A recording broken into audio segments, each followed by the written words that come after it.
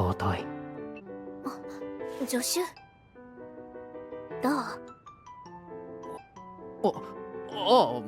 まあ、似合ってるな。 The detective is already dead.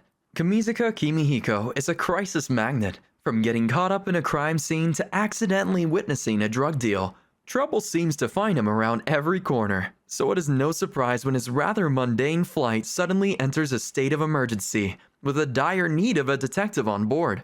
Unfortunately, his attempt at avoiding trouble is foiled by a beautiful girl with silver hair who goes by the code name Siesta. Declaring herself a detective, she unceremoniously drags Kamizuka into the case as her assistant. The incident spelled the beginning of an adventure around the globe that went beyond his wildest imagination, putting their lives on the line. The two took down criminal organizations, prevented disasters, and saved thousands. But the curtain closed to their epic journey with Siesta's untimely death 3 years later. 姉貴って呼んでみて。はい。だからもう一回姉貴って呼んでみてくれないかな。アテナさん。姉貴って呼んで。はい、姉貴。Is Mother of Goddesses Dormatory. This is one of my favorite fan service shows that so I hope you guys enjoy it too. Just make sure that you're an adult if you're gonna watch this. Nagami Koshi is a 12-year-old boy abandoned by his broke father after their house caught on fire, leaving him to roam the streets penniless. Then one day, a girl named Minerva, who finds him lying on the sidewalk, takes him to a women's college dormitory, one known for troublesome housing residents, and asks him to be their dormitory mother. Surrounded by older women and forced to deal with their quirks, Koshi starts his new and somewhat ecchi life. はじめまして、向井直也です。はじめましてですよね。ミナス。なんて悲しい顔なんだ。やっぱりこんな嘘ダメだ。俺は水瀬さんと咲ちゃんと2人。You have girlfriend. And if you start off this show hating the main character like I did, stick around for a bit, because one episode later, he ends up turning into a really fun character to watch. After harboring an unrequited love for years, Naoya finally dates his childhood friend Saki. However, just as he tries to commit himself to his relationship, he receives an abrupt confession from Nagisa Minase.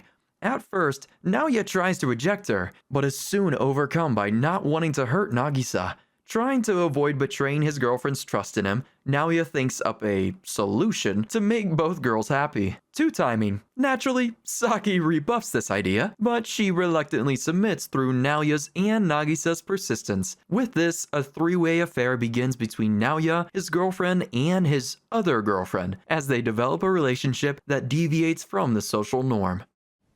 指先に絡ませたい髪とかミステリアスな目元とかキスしたくなる唇とか The Duke of Death and his Maid, which is my absolute favorite show of the season. Cursed by a witch as a child, a young duke gained the unwanted power to kill every living thing he touches. Forced to move away from his family and into a large mansion deep in the woods, the duke is treated as if he does not exist and is continually shunned by his peers. However, he is not entirely alone. Rob and Alice, his butler and maid, are always by his side. Alice loves to tease him, and as their relationship grows, the duke makes it his goal to break free from his deadly curse. Of course, he will need some help, and who better to do this than the various inhabitants of the supernatural.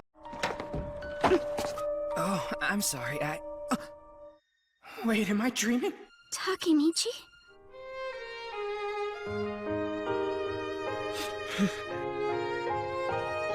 Oh, Hina, you're alive. Tokyo Revengers. You guys have definitely heard of this show already, but if you watched the first episode and dropped it, I highly suggest going and watching the second episode, because that's when the story actually picks up and makes you give a crap about the main character. Takemichi Hanagaki is a freelancer that's reached the absolute pits of despair in his life. He finds out that the only girlfriend he ever had in his life that he dated in middle school, Hinata Tachibana, had been killed by the ruthless Tokyo Manji gang. The day after hearing about her death, he's standing on the station platform and ends up being pushed over onto the tracks by a herd of people. He closes his eyes, thinking he's about to die, but when he opens his eyes back up, he somehow had gone back in time 12 years. Now that he's back, living the best days of his life, Takamichi decides to get revenge on his life by saving his girlfriend and changing the version of himself that he'd been running away from.